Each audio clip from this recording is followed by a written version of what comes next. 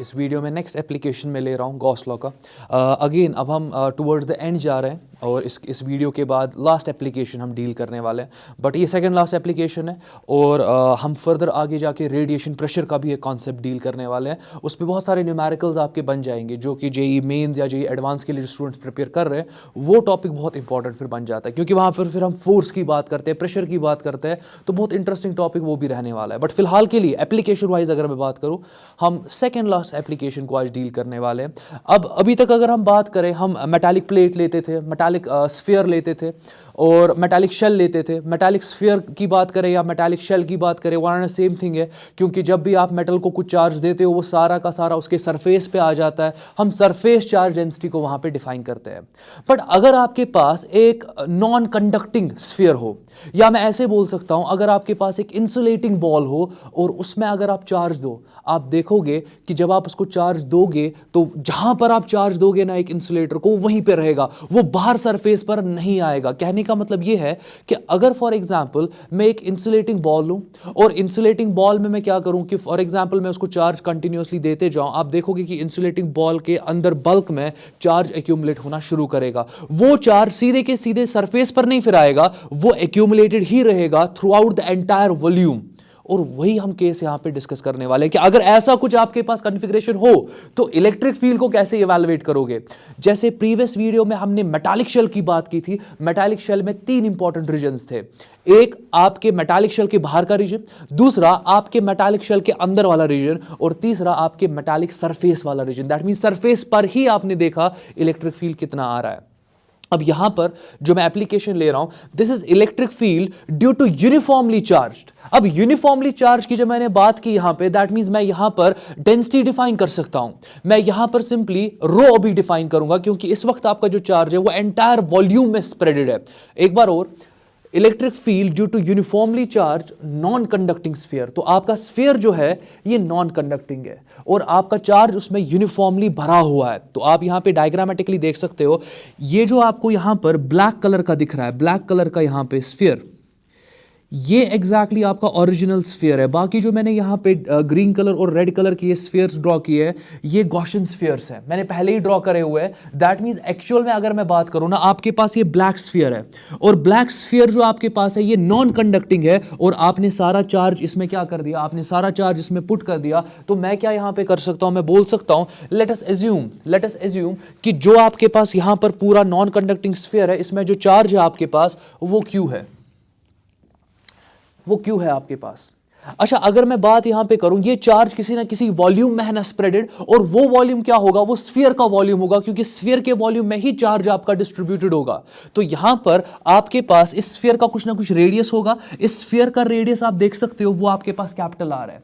Gaussian sphere के radius को मैं हमेशा स्मॉल आर से, आप प्रीवियस वीडियोस अगर आपने देखे होंगे, हमेशा गॉसियन स्फीयर का रेडियस मैं स्मॉल आर से रिप्रेजेंट करता हूं। और जो एक्चुअल स्फीयर होता है, एक्चुअल सिलेंडर होता है, या कोई भी फॉर एग्जांपल एक्चुअल मेजरमेंट्स होते हैं, वहां पर मैं कैपिटल आर लेता हूं। तो यहां पर अगेन आप देख सकते हो कि जो आपका एक्चुअल स्फीयर है, नॉन कंडक्टिंग स्फीयर, उसका रेडियस कैपिटल आर, फिर जो भी गॉसियन सरफेस में लूंगा, जो भी गॉसियन स्फीयर में लूंगा, आपको पता है कि उसका रेडियस स्मॉल आर होगा। और स्मॉल आर वैरी करेगा, स्मॉल आर आपके कैपिटल आर से बड़ा होगा, स्मॉल आर आपके कैपिटल आर से छोटा होगा, स्मॉल आर आपका कैपिटल आर के बराबर भी होगा। और जब आपका स्मॉल आर कैपिटल आर के बराबर होगा, दैट मींस आप नॉन कंडक्टिंग स्फीयर के सरफेस के साथ डील कर रहे हो। तो ये चीज आप दिमाग में रखो। चलो फर्दर देखते हैं। तो फिलहाल के लिए चार्ज मैं एज्यूम कर रहा हूं, चलो क्यू यहां पे पूरा डिस्ट्रीब्यूटेड है और ये किस वॉल्यूम पे होगा, 4/3 पाई आर क्यूब।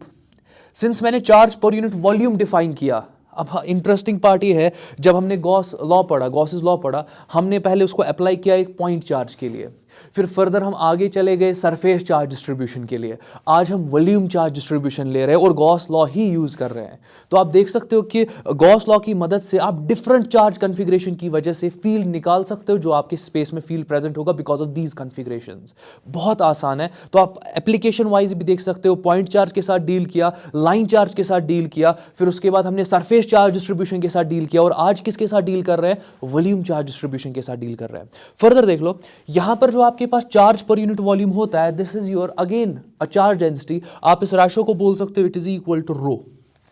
लेमडा किसके लिए यूज करते थे? लीनियर चार्ज डिस्ट्रीब्यूशन के लिए। सिग्मा किसके लिए यूज करते थे? सरफेस चार्ज डिस्ट्रीब्यूशन के लिए। रो किसके लिए यूज कर रहे हैं? वॉल्यूम चार्ज डिस्ट्रीब्यूशन के लिए, क्योंकि इस वक्त आपका charge over entire volume spreaded है, सरफेस पे स्प्रेड नहीं है, पूरे वॉल्यूम में आपका चार्ज अभी स्प्रेड यहां पर हुआ है। तो चलो फर्दर देखते हैं। मैं यहां पे बोल सकता हूं कि आपके पास जो चार्ज होगा, दैट मींस आपके स्फीयर में जो आपका एक्चुअल स्फीयर है उसमें कितना चार्ज आपके पास है, it is equal to rho times 4/3 pi R cube. जितने भी मैं आंसर्स यहां पे निकालूंगा मैं रो के स्टाइल में ही निकालूंगा। आपकी बुक्स में भी रो के स्टाइल में आंसर्स है। जब भी इस पे क्वेश्चन आता है उसमें रो हमेशा इंक्लूड करा होता है। तो इसीलिए मैं जितने भी आंसर्स निकालूंगा, जो मैं ग्राफ यहां प्लॉट करूंगा, उसमें मैं रो वाला फैक्टर साथ लूंगा। होपफुली अभी तक किसी को कहीं पे भी डाउट नहीं होगा। चलो फर्दर बात करते हैं। ये आपका स्टेप नंबर 1 आ गया और हमने चार्ज की बात की। अब आपके पास अगेन कितने केसेस होंगे? 3 केसेस होंगे। अगर आपके पास 3 केसेस है, दैट मींस एक होगा outside the non conducting sphere, दूसरा होगा on the surface of non conducting sphere, और तीसरा होगा inside the non conducting sphere. तो पहले आउटसाइड की बात करते हैं। आउटसाइड में आप देख सकते हो कि मैंने रेड कलर का गॉसियन स्फीयर लिया है। अगेन मैंने टाइप्स ऑफ सिमेट्रीज पढ़ाया था। टाइप्स ऑफ सिमेट्री में मैंने ये कहा था कि अगर आप एक शेल पे चार्ज डिस्ट्रीब्यूट करोगे, अगर आपके पास एक पॉइंट चार्ज है, अगर आपके पास आपने स्फीयर में एंटायर पूरा चार्ज डिस्ट्रीब्यूट किया हुआ है, जैसे ये वाला केस है, इन सब के सब केसेस में आपका जो फील्ड है वो रेडियली आउटवर्ड आ जाता है। तो गॉसियन सरफेस जो लोगे that will be a sphere. और गॉसियन स्फीयर हम क्यों यहां पे लेते हैं? क्योंकि गॉसियन स्फीयर का जब भी आप एरिया वेक्टर ड्रॉ करोगे वो इलेक्ट्रिक फील्ड के साथ पैरेलल आ जाएगा। एक बार और सुन लो, अगर आपके पास एक स्फीयर होता है ना, एक स्फीयर के लिए अगर आप एरिया वेक्टर्स ड्रॉ करते हो, those are radially outward. That means आपके पास एक स्फीयर है, आपको उस पे कहीं पे भी एरिया वेक्टर ड्रॉ करना है, आप radially outward area vector draw करते हो। जो यहां पे चार्ज कॉन्फ़िगरेशन है उसकी वजह से भी फील्ड जो आपके पास है दैट इज रेडियली आउटवर्ड। दोनों चीजें है ना रेडियली आउटवर्ड। अगर दोनों चीजें रेडियली आउटवर्ड है तो इलेक्ट्रिक फील्ड भी रेडियली आउटवर्ड, एरिया वेक्टर भी रेडियली आउटवर्ड। तो दैट मींस दोनों चीजें आपस में पैरेलल है। तो एंगल कितना होगा? 0 डिग्री। तो वही मैंने यहां पे दिखाया हुआ है कि इलेक्ट्रिक फील्ड और एरिया वेक्टर के बीच में आप देख सकते हो कि ये दोनों आपस में पैरेलल है। दैट मींस जो एंगल आपके पास होगा इन दोनों के बीच में वो निकल गया ना, that is 0 degree. That means theta आपके लिए 0 डिग्री होने वाला है। प्रॉब्लम सॉल्व हो गई। अब यहां पर हम गॉस थ्योरम डायरेक्टली यूज कर सकते हैं। तो केस नंबर 1 डील करते हैं। केस 1, दैट मींस केस 1 आपका है outside the non conducting sphere. Outside the non conducting sphere में जो आप बाहर कोई पॉइंट लोगे जहां पर आप इलेक्ट्रिक फील्ड इवैल्यूएट करोगे, इस पॉइंट के थ्रू गॉसियन स्फीयर ड्रॉ करो। गॉसियन स्फीयर का रेडियस यहां पे स्मॉल आर है। आप देख सकते हो कि आपका जो स्मॉल आर है वो कैपिटल आर से यहां पर बड़ा है। आपका जो स्मॉल आर है वो कैपिटल आर से क्या है? बड़ा है। मैं लिख सकता हूं यहां पे केस 1 आपके पास है R is greater than capital R. That means जब आपका स्मॉल आर ग्रेटर देन होगा आपके कैपिटल आर से, दैट मींस आप यहां पे इस स्फीयर के बाहर हो, और अभी जो आप इलेक्ट्रिक फील्ड इवैल्यूएट कर रहे हो that is outside the sphere. So आप यहां पे ई आउटसाइड इवैल्यूएट कर रहे हो, ये आप इवैल्यूएट कर रहे हो ई आउटसाइड। अब करना क्या है आपको यहां पे? चलो गॉस थ्योरम डायरेक्टली यूज करते हैं। आपको पता है यहां पे कि इंटीग्रल, अच्छा गॉस थ्योरम में जो इंटीग्रल होता है वो सरफेस होता है ना। हमेशा याद रखो कि जब भी आप इंटीग्रल की बात करोगे वो सरफेस इंटीग्रल होगा, वो वॉल्यूम इंटीग्रल नहीं होगा। अब यहां वॉल्यूम के साथ डील कर रहे हैं, बट बहुत सारे स्टूडेंट्स क्या उनको लगता है कि मे बी ये जो इंटीग्रल है आप वॉल्यूम लेंगे। नहीं, जब आप गॉसिस थ्योरम यूज कर रहे हो हमेशा आपका integral E dot D S होगा, कभी भी डीवी नहीं होगा। ये बहुत इंपॉर्टेंट पार्ट है। तो मैं लिख सकता हूं यहां पे कि integral E vector dot D S vector, और ये आप क्लोज सरफेस लेते हो, दैट मींस ये सरफेस इंटीग्रल है, it is equal to Q enclosed divided by epsilon naught. अब जरा समझो, ये आपका गॉसियन स्फीयर है। इस गॉसियन स्फीयर में ये सारा चार्ज एनक्लोज है। ये सारा चार्ज आपके पास जो है वो आपके पास रो टाइम्स 4/3 पाई आर क्यूब है। तो आपको पता है कि क्यू एनक्लोज कितना है, तो पुट करो यहां पे वैल्यू और इलेक्ट्रिक फील्ड के लिए इंटीग्रल को इवैल्यूएट करो। तो मैं यहां पे लिख सकता हूं कि आपके पास ये बन जाएगा क्लोज सरफेस इंटीग्रल, ये आपके पास ईडीएस कॉस 0 डिग्री आ जाएगा। अब आपको पता है कि ये 0 डिग्री में क्यों लिख रहा हूं, क्योंकि स्फीयर पे कहीं पे भी जाओ, एरिया वेक्टर ड्रॉ करो और फिर देखो कि वो एरिया वेक्टर इलेक्ट्रिक फील्ड के साथ कितना एंगल बना रहा है, हमेशा आंसर 0 डिग्री ही आएगा। इसलिए मैंने यहां क्या लिखा, 0 degree. It is equal to, अच्छा क्यू एनक्लोज कितना आपके पास है? ये जो आपके पास बाहर वाला गॉसियन स्फीयर है ये तो सारे चार्ज को एनक्लोज कर रहा है, और इस सारे चार्ज का वैल्यू हमने देखा था it is rho times 4/3 pi R cube. ये आपका क्यू एनक्लोज्ड है और डिवाइड किससे करोगे? एप्सिलॉन नॉट से। अब यहां पर सिंस आपका इलेक्ट्रिक फील्ड इस पूरे गॉसियन स्फीयर पे हर जगह पे इलेक्ट्रिक फील्ड का वैल्यू ई ही रहेगा, सेम रहेगा, इसलिए तो आप लेते हो ना गॉसियन सरफेस। गॉसियन सरफेस आपका इस तरीके का होना चाहिए कि गॉसियन सरफेस पे हर एक जगह पे इलेक्ट्रिक फील्ड का वैल्यू कांस्टेंट हो और साथ साथ में आपको angle between electric field and area vector पता हो। यही दो रिक्वायरमेंट्स है। और यहां पर आप देख सकते हो बिकॉज ऑफ सिमेट्री जितना इलेक्ट्रिक फील्ड यहां पर होगा उतना ही यहां पर होगा, उतना ही यहां पर होगा। दैट मींस इस पूरे स्फीयर पे हर एक जगह पे इलेक्ट्रिक फील्ड का वैल्यू सेम होगा। दैट मींस ई को आप एज अ कांस्टेंट ट्रीट कर सकते हो। ई आपका इंटीग्रल के बाहर, आपको बस सरफेस को इंटीग्रेट करना है। किस सरफेस को इंटीग्रेट करना है? गॉसियन सरफेस को। आपको गॉसियन सरफेस को इंटीग्रेट करना है और ये किसके बराबर आ जाएगा? Rho multiplied by 4 multiplied by pi R cube divided by आपका 3 टाइम्स एप्सिलॉन नॉट है। बहुत आसान। अब जरा गॉसियन सरफेस का एरिया बताओ। वो तो curved surface area of sphere ही आएगा और जो आपके पास गॉसियन सरफेस है इसका रेडियस स्मॉल आर के बराबर है। दैट मींस आप इलेक्ट्रिक फील्ड अपनी जगह पे रखो मल्टीप्लाइड बाई ये आपके पास आएगा 4 पाई मगर स्मॉल आर स्क्वायर। इसमें आप गलती कर देते हो, जल्दबाजी में आप कैपिटल आर स्क्वायर लिख देते हो, कैंसिलेशंस हो जाती है, आपका आंसर गलत आ जाता है। तो जब भी एरिया की बात करते हैं ना, ये गॉसियन सरफेस का एरिया होता है। गॉसियन सरफेस के लिए हम हमेशा स्मॉल आर को डिफाइन करते हैं, इसीलिए मैंने 4 पाई स्मॉल आर स्क्वायर लिख दिया। अच्छा, किसके बराबर होगा? It is equal to 4 multiplied by rho multiplied by pi into R cube divided by 3 times epsilon naught. चीजें कैंसिल आउट हो जाएंगी। 4 पहले ही कैंसिल हो जाएगा, अच्छा पाई भी कैंसिल हो जाएगा और आप इलेक्ट्रिक फील्ड का वैल्यू निकाल सकते हो। मैं लिख सकता हूं E इज इक्वल टू, ये आपके पास रो बाई 3 एप्सिलॉन नॉट अपनी जगह पे, आप चेक कर लो, रो डिवाइडेड बाई 3 एप्सिलॉन नॉट अपनी जगह पे, आर क्यूब अपनी जगह पर, ये अपनी जगह पर, ये आर स्क्वायर डिनोमिनेटर में आ जाएगा।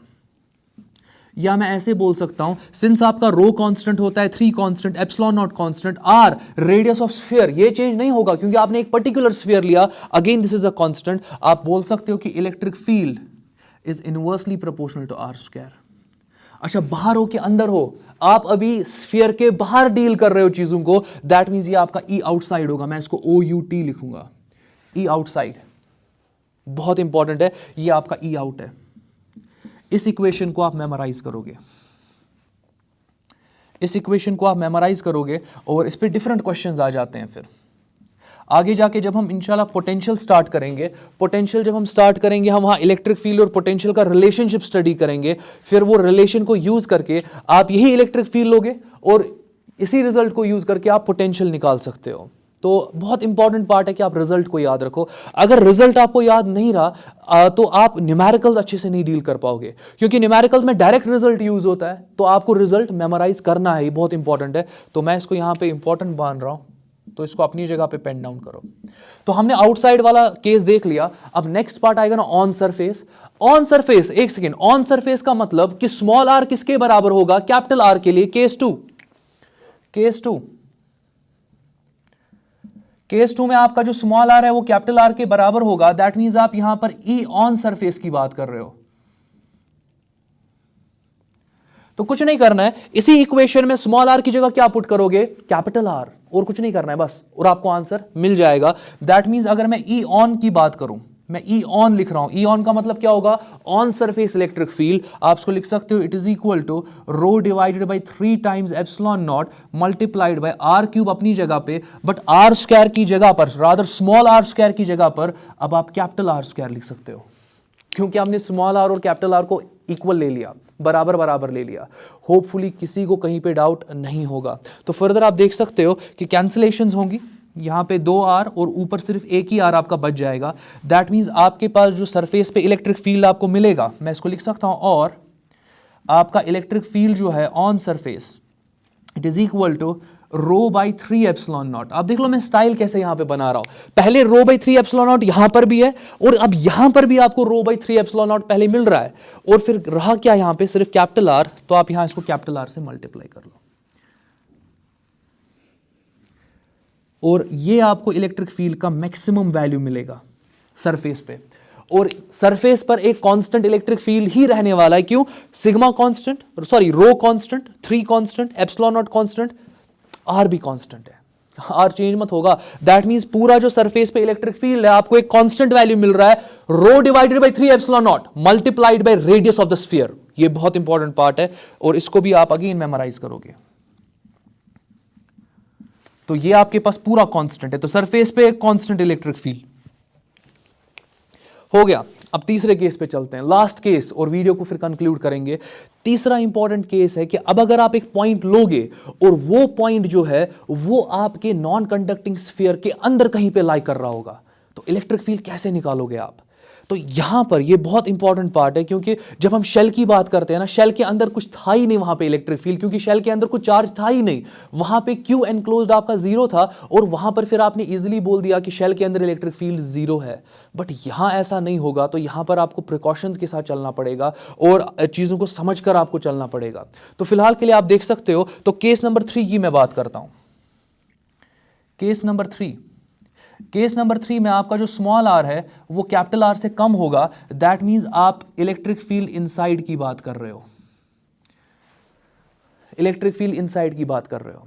तो अब आप सिंपली डायग्रामेटिकली चीजों को समझो। देख लो, यहां पर आउटसाइड वाला केस तो हो गया, आउटसाइड वाले केस को आप यहां पे रिमूव कर सकते हो। तो आउटसाइड वाला केस हमारा यहां हो गया। आप एज्यूम कर लो एज इफ ये है ही नहीं बाहर, सो बाहर मैंने सिंपली इसको डॉटेड अब ले लिया, इस वाले केस को हमने डील कर दिया। इनसाइड आप देख सकते हो कि मैंने यहां पे ग्रीन कलर का एक स्फीयर ड्रॉ किया है, और ग्रीन कलर के स्फीयर में आप देख सकते हो ये कुछ नहीं, ये गॉसियन स्फीयर ही है। दैट मींस आप यहां पे अभी लेट अस एज्यूम इस पॉइंट पे इलेक्ट्रिक फील्ड निकालना चाहते हो। अच्छा, ये जो पॉइंट आपके पास है ना, ये वाला पॉइंट, समझो इस चीज को, ये वाला जो आपका पॉइंट है, क्या ये आपके इस पूरे कंडक्टिंग स्फीयर के अंदर है? हाँ, ये अंदर है। दैट मींस हाँ, अगर मैं इस पॉइंट पे इलेक्ट्रिक फील्ड निकाल रहा हूं, मैं सिंपली ये केस डील कर रहा हूं। एक बार और मैं यहां पे इस पॉइंट पे इलेक्ट्रिक फील्ड निकालना चाहता हूं, बिल्कुल सही। अब ये पॉइंट जो है ये आपके इस नॉन कंडक्टिंग स्फीयर के अंदर है ना, दैट मींस हाँ, मैं इस केस के साथ डील कर रहा हूं, मैं आर लेस देन आर के साथ डील कर रहा हूं। बहुत आसान अभी तक। अब फर्दर देख लो, मैंने इस पॉइंट पे इलेक्ट्रिक फील्ड निकालना है। अगेन मैं यहां पे गॉसियन स्फीयर ड्रॉ करूंगा और आप देखोगे ये पॉइंट फिर within this Gaussian sphere आ जाएगा। और ऑब्वियसली ये गॉसियन स्फीयर जो मैंने लिया, इसका रेडियस कुछ नहीं है, इसका रेडियस अगेन आपका स्मॉल आर ही आप लोगे। अब इंपॉर्टेंट पार्ट ये है कि ये जो मैंने ग्रीन कलर का गॉसियन स्फीयर लिया, इसमें कुछ ही चार्ज फंस रहा है, सारा चार्ज एनक्लोज नहीं हो रहा है। ये जो ब्लैक कलर का चार्ज है ना, ये आपके गॉसियन स्फीयर में नहीं आ रहा है, सिर्फ ग्रीन कलर का चार्ज आपके गॉसियन स्फीयर में आ रहा है। दैट मींस पहला काम ये होगा कि गॉसियन स्फीयर के अंदर देखो कि कितना चार्ज एनक्लोज हो रहा है। सारा चार्ज एनक्लोज नहीं हो रहा है, कुछ चार्ज बाहर रह रहा है। आप देख सकते हो कि यहां पे कुछ चार्ज बाहर रह रहा है, सारा चार्ज आपके गॉसियन स्फीयर के अंदर एनक्लोज नहीं हो रहा है। तो पहले चार्ज निकालोगे ना। लेट अस एज्यूम कि आपके इस गॉसियन स्फीयर के अंदर क्यू डैश चार्ज प्रेजेंट है, तो ठीक है, मैं लिख सकता हूं क्यू डैश चार्ज। रो तो रो ही रहेगा, रो में कोई फर्क नहीं आएगा बिकॉज ये डेंसिटी है, तो आप यहां रो डैश नहीं लोगे, रो ही रहेगा। बट इस वक्त आप देख सकते हो कि आप जिस चार्ज के साथ डील कर रहे हो वो इस स्फीयर के अंदर का चार्ज है, वो सिर्फ इस वॉल्यूम में आपका चार्ज है, इस वॉल्यूम में। ये बाहर वाला चार्ज आपको नहीं लेना है। मैं ऐसे बोल सकता हूं कि अभी जिस चार्ज के साथ आप डील कर रहे हो ना, वो गॉसियन स्फीयर के वॉल्यूम में अंदर वाला चार्ज है। गॉसियन स्फीयर ये है और गॉसियन स्फीयर का कुछ ना कुछ वॉल्यूम होगा, और गॉसियन स्फीयर के वॉल्यूम में जितना भी चार्ज आपके पास है वही तो एक्चुअल में चार्ज एनक्लोज्ड है। एक बार और, आपके पास यहां पर ग्रीन कलर का चार्ज एनक्लोज है गॉसियन स्फीयर में, पॉइंट नंबर 1। दूसरा इंपॉर्टेंट पॉइंट, मैं बोल सकता हूं कि ये चार्ज जो है ये किसी ना किसी वॉल्यूम में बंधा हुआ है, और मैं बोल सकता हूं तीसरे पॉइंट में कि ये चार्ज जो है ये गॉसियन स्फीयर के वॉल्यूम में सिंपली प्रेजेंट है। तो दैट मींस अगर मैं यहां पे रो को आप डिफाइन करूं, तो मुझे यहां पे charge enclosed in the Gaussian sphere निकालना है ना, तो let that charge be Q dash. अच्छा, ये क्यू डैश चार्ज किस वॉल्यूम में फंसा हुआ है? गॉसियन स्फीयर के अंदर फंसा हुआ है। दैट मींस गॉसियन स्फीयर के वॉल्यूम के अंदर फंसा हुआ है, और गॉसियन स्फीयर का रेडियस स्मॉल आर है ना, तो आप बोल सकते हो कि क्यू डैश चार्ज जो है वो 4/3 पाई स्मॉल आर क्यूब में फंसा हुआ है। यहां पर आप कैपिटल आर नहीं लिख सकते हो, क्योंकि अगर आपने कैपिटल आर यहां पे लिख दिया, दैट मींस आप बोल रहे हो कि क्यू डैश वाला जो चार्ज है वो इस पूरे स्फीयर में एनक्लोज्ड है, जबकि हमें इस पूरे स्फीयर का चार्ज नहीं लेना है, कुछ चार्ज बाहर ही रह रहा है, इसको एक्सक्लूड कर देना है। तो अभी जो हम वॉल्यूम लेंगे वो गॉसियन स्फीयर का वॉल्यूम लेंगे, क्योंकि इसी के वॉल्यूम में आपका चार्ज एनक्लोज्ड है, और वही चार्ज आपका क्यू डैश है।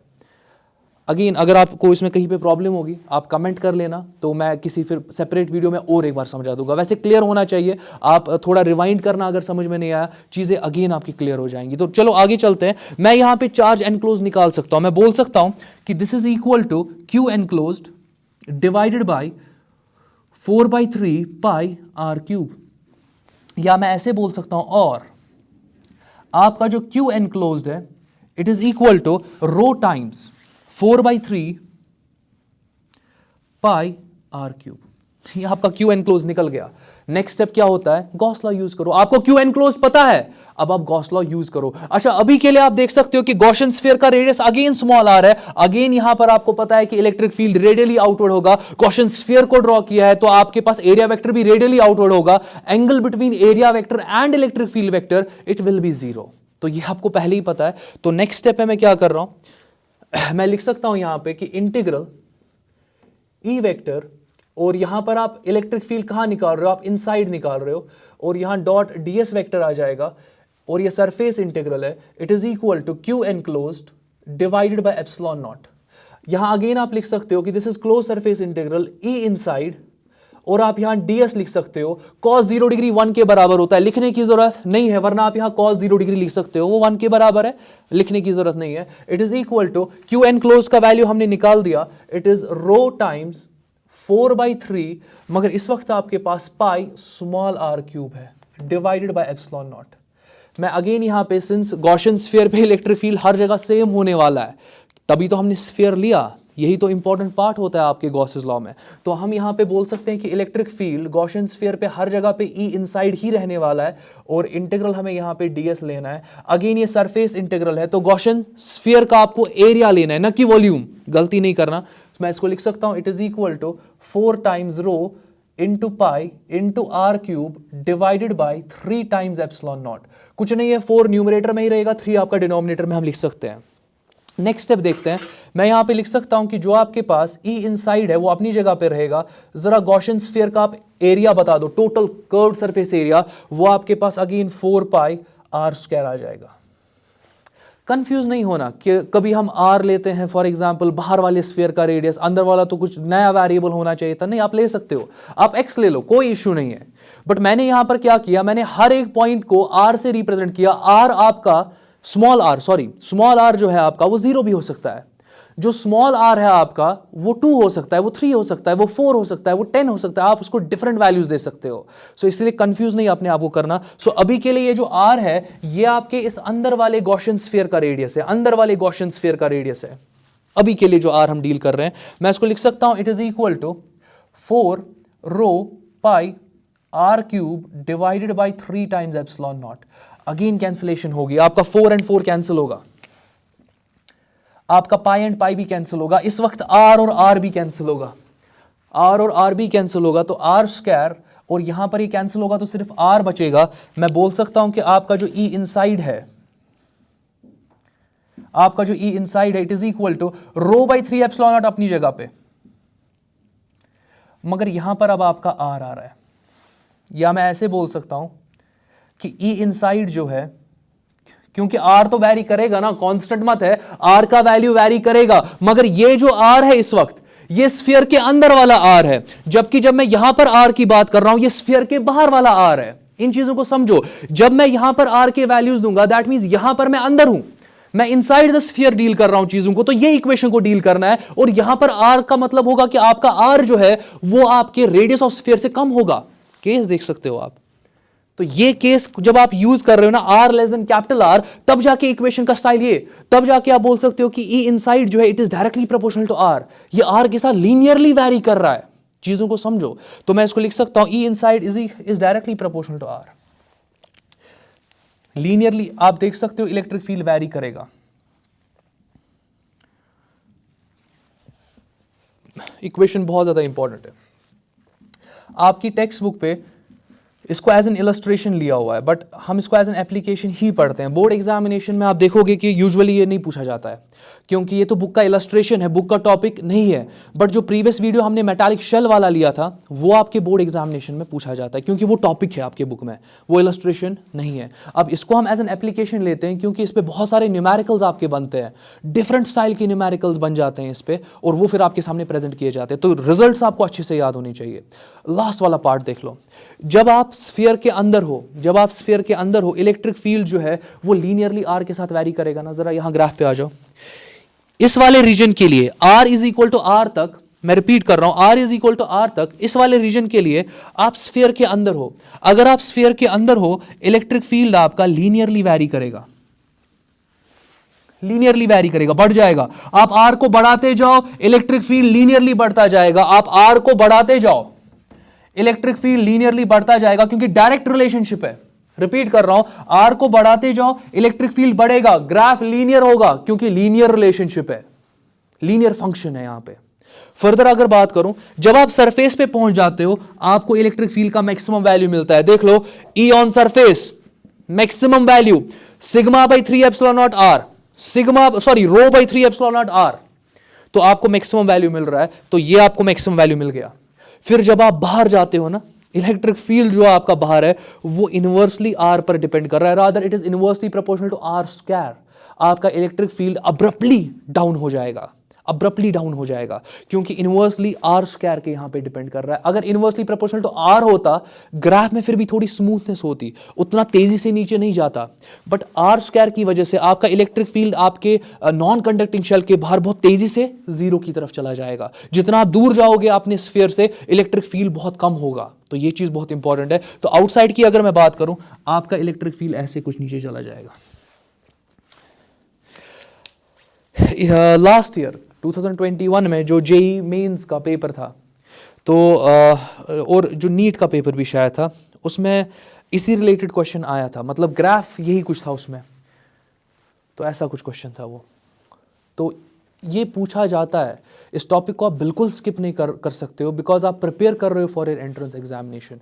आप जब 11th में होते हो, 12th में होते हो, आपके दिमाग में पहले ही होता है कि हमें एंट्रेंस तक जाना है, एंट्रेंस क्वालिफाई करना है। तो अभी अगर आप 12th में हो, डोंट स्किप दीज टॉपिक्स। इसको आप बिल्कुल भी स्किप नहीं कर सकते हो। इन टॉपिक्स पे ही आपको ज़्यादा होल्ड होना चाहिए, क्योंकि ये दो चीज़ें करेंगे, एक तो आपका कॉन्फिडेंस बढ़ाएंगे और आपको एक्सेप्शनल बनाएंगे। तो चीज़ों को अच्छे से डील करो यहाँ पे। और इसके हम आगे जाके इलस्ट्रेशंस देखेंगे, बहुत अच्छी इलस्ट्रेशंस देखेंगे, जिनसे ना आपका लेवल बढ़ेगा। क्योंकि जब एक स्टूडेंट का लेवल बढ़ता है ना, तो उस हिसाब से फिर उसका सब्जेक्ट पे कमांड बनने लगता है। अगर लेवल ही नहीं बढ़ा, अगर वैसी इलस्ट्रेशंस ही आपके सामने मैं ना पुट करूं, तो फिर फ़ायदा क्या आएगा? फिर तो आप बस टॉपिक्स पढ़ते जाओ। फिर बुक अगर आप बुक वाइज चीज़ों को पढ़ोगे, फिर तो वो बुक अराउंड 2-3 महीने में ख़त्म हो सकती है। पूरी 11th या 12th की बुक 3 से 4 महीने में आप कवर कर सकते हो। बट हाँ, आपको इन चीज़ों को डील करना होता है, एक्सेप्शनल न्यूमेरिकल्स को डील करना होता है, ताकि सब्जेक्ट पे कमांड बने। तो यही रीज़न होता है कि हम न्यूमेरिकल्स के पीछे ज़्यादा होते हैं। अब यहाँ पर अगेन मैं बात कर सकता हूँ इनसाइड के लिए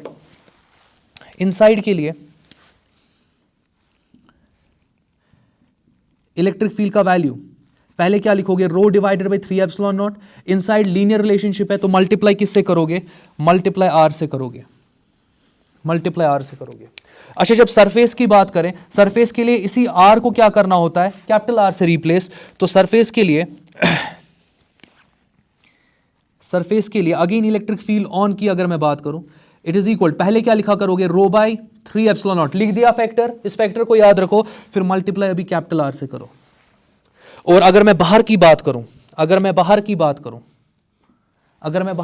यहां पे करूं, तो आपको पहले ही पता होना चाहिए कि ई आउटसाइड, पहले कौन सा factor? Rho by 3 epsilon naught. आपको पहले ही पता है कि यहां पर inversely proportional to R square है, मगर न्यूमरेटर में आपका आर क्यूब आ जाता है। तभी जाके अगर इसको आप कैपिटल आर दोगे, कैंसिलेशन होने के बाद आपको ये रिजल्ट मिलेगा ऑन सरफेस वाला। तो आप देख सकते हो कि हर जगह पे rho by 3 epsilon naught, rho by 3 epsilon naught, rho by 3 epsilon naught. तो जब आप एक नॉन कंडक्टिंग स्फीयर को डील कर रहे हो, पहले क्या लिखोगे? Rho by 3 epsilon naught. फिर अगर आपने स्मॉल आर लिख दिया, आप स्फीयर के अंदर हो। अगर आपने कैपिटल आर लिख दिया, इसका मतलब है आप स्फीयर पर ही हो। और अगर आपने capital R cube divided by small R square लिख दिया, आप सरफेस के बाहर हो। तो ऐसे रिजल्ट्स को याद रखो, होपफुली किसी को कहीं पे डाउट नहीं होगा। ये आपका इलेक्ट्रिक फील्ड प्रोफाइल है, this is electric field profile. Next video में लास्ट एप्लीकेशन देखेंगे जहां पर मैं किसी भी आर्बिट्री शेप का कंडक्टर लूंगा और हम देखेंगे कि किसी भी आर्बिट्री शेप कंडक्टर के सरफेस पे इलेक्ट्रिक फील्ड का वैल्यू क्या होगा। और जब हम वो अच्छे से समझ पाएंगे तभी जाके मैं आपको इलेक्ट्रोस्टैटिक प्रेशर के बारे में समझा पाऊंगा। तो दैट मीन्स नेक्स्ट 2 टॉपिक्स बहुत इंपॉर्टेंट होने वाले हैं और सच में आपको एक नए लेवल पे ले जाएंगे। बट इस वीडियो में इतना काफ़ी, बाकी नेक्स्ट टाइम ठीक।